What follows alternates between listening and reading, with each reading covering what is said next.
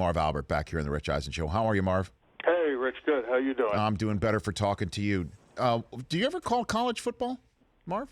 No. Actually, when I say a quick no, way back when I first started out in this business, I did call a game that was played at Yankee Stadium between Grambling and Morgan State.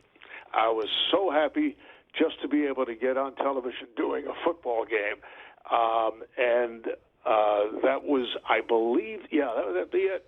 No, we never, actually, when I was with NBC, they did not have Notre Dame at the time, so it was a lot of college basketball and, of course, NBA. So, Eddie Robinson, you Yes, Eddie Robinson, right. Did you get to interview him before the game? Yeah, I did. It was brief chat. Okay. The problem with that game, as I recall, and this is, I had similar situations when I first started out doing high school football way back, was the fact that they actually, I thought I knew all the players, all the numbers, and then they changed the numbers before the game. Oh, no.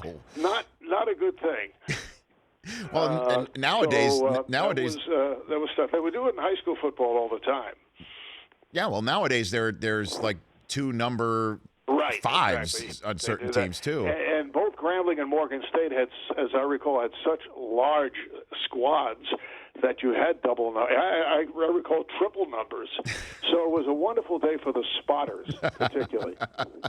Marv Albert joining me here on the Rich Eisen Show. Some interesting background to the Cleveland Clippers game that you're calling tomorrow night. Doc Rivers needed counseling, it seemed, at one point last night, right. Marv. On the sideline. Yeah, he'd be the first to admit it.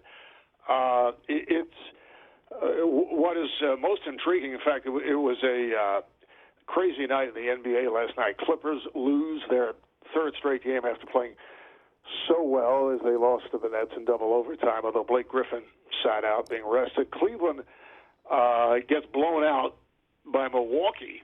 San Antonio loses at home to Orlando. Now, these things happen, but usually not all in the same night. And I know Doc, and we'll talk to him tomorrow before the game, he claims that he was not yelling at the other official who was all the way down court, Lauren Holtkamp. He was trying to talk to his players, according to Doc. And then when Kenny Maurer, the other official, came over, he was kind of in a rage, and Maurer threw him out, and he had to be held back. I never saw Doc like that. He was so upset. So he was thrown out, I guess during the first overtime.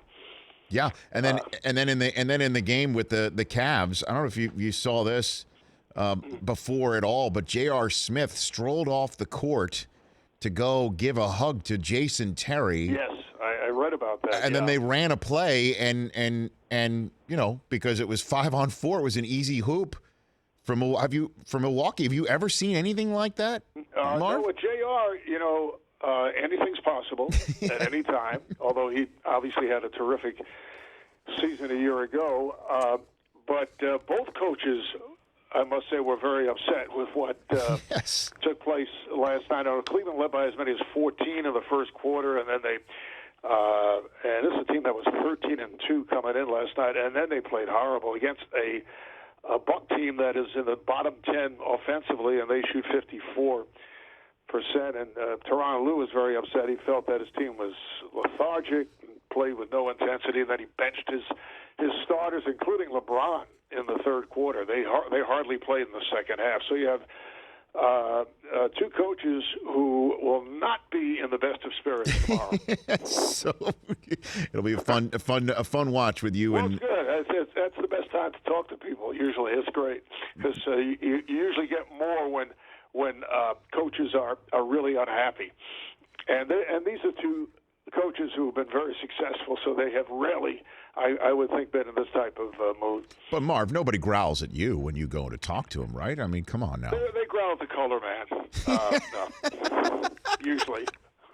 So who would be, I guess, for in your time, who's the coach that growled the most? That whenever you saw him or whenever you went up to try and interview him at any point in your career, who would be the grumpiest one? Or someone who where you don't get any real information from Sure. that type of situation? Well, I'd go to the NFL there, and I think you could guess who that would be, although Bill Belichick. But I've seen the other side of Bill, where he can be entertaining and funny. In fact, when I was doing the NFL at NBC, and I worked a couple of years with Bill Parcells, who, of course, was close at that time with Bill. So it was a different situation when we went to the meeting to talk with Bill. And Bill actually, and people probably wouldn't believe this now, he had a television show in Cleveland, a weekly, the usual coaching show, although he only did 2 segments. And so he had Bill and myself on one of those segments, and he was entertaining. It's like, who is this guy? He was actually very funny. What do you mean, like Merv Griffin? Like he welcomed you onto the couch? Not exactly cracking knee slappers, but he just had a kind of a not Merv Griffin. Yeah, Merv was entertaining. I wouldn't say Bill. Bill would be more Michael Douglas, let's say. Wow, I love that story, Marv. I know we're dating ourselves. No, it's great. I love it. A coach does only 2 segments of his own show, though. But that was by design. I think they realized that would be, that'd be enough. And the other segment would be where he would be interviewed and would not be the same as he was. He would have bits in his particular segment. What? That's like a deflection. At all times, when you see someone doing a talk show who has a lot of bits, it's usually a deflection from doing interviews.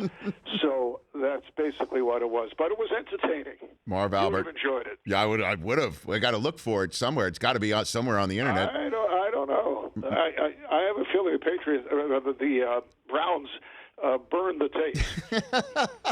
Marv Albert joining me here on the Rich Eisen Show. So how would you look at the Golden State first, I guess, quarter of their season here? 16-2. They're not, going on undefeated, but how would you rate what you're seeing out with the Warriors? I think they've been terrific. I mean, I know that when they got blown out of that opening game, there was so much written and discussed that. It's not the same. Obviously, they don't have Bogut. They don't have Festus Ezeli. And they don't, in terms of having a rim protector, although Pachulia has played very well, and they're, banking on JaVale McVale as the backup. But, I wouldn't be surprised if there's somebody out there where they might make a deal. But the question is who is out there who would be available. But they're sensational, and they're just great to watch. And I think they did a good job in refilling the bench. I thought Mo Spates was a big loss too, and he's played well for the Clippers. But I don't even think there's a thought of trying to go for the record. I know the players wanted it, and Steve Kerr felt that he had to go with what the players wanted. That's not why they lost the finals to Cleveland, but there are all kinds of contributing factors, and Steph Curry was playing hurt, although he would never admit it. But they still might have lost. Cavaliers were tremendous. But they will. I don't see them going for the record, but they're going to win somewhere between 65 and 70. And then I would think. And Kevin Durant has fitted so well. He's one among the leading candidates. There are so many guys at this point, and it's so early in the season, they haven't played 20 games yet, but there are so many possible MVP candidates, and both Durant and Westbrook could be considered 1-2, and Westbrook has been phenomenal, and Oklahoma City is still a good team. They're not a championship team, but they're a very good team. And when you talk about MVP and mentioning Westbrook and Durant, you got to put Curry in there, and Chris Paul, and LeBron, and Harden, and Kawhi. There are so many guys right now. There are. Yeah. And that was going to be my last question for you is Westbrook. I mean, he's doing things, and names like Oscar Robertson are being thrown around right now. To average a triple-double. It's always great when you see the guys chasing history. Even last week when Kevin Love, when I first heard of it, I never heard of anybody coming out of the box to score 34 points in the first quarter that is so difficult, to start a game like that. And he beat David Thompson, I guess, had the record.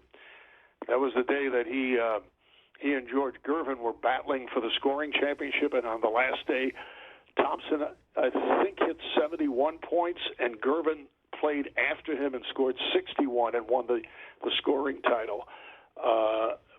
And Thompson had the record for first quarter scoring, but to score 34 is incredible. Marv, it's great talking to you. Always a pleasure talking to you, and it's an even greater honor now that I know I've shared a guest with the Bill Belichick Show here on the Rich Eisen Show. That's true. It just happened to come to me. I will have to research that further for our next chat. The Rich Eisen Show, weekdays at noon Eastern on Audience.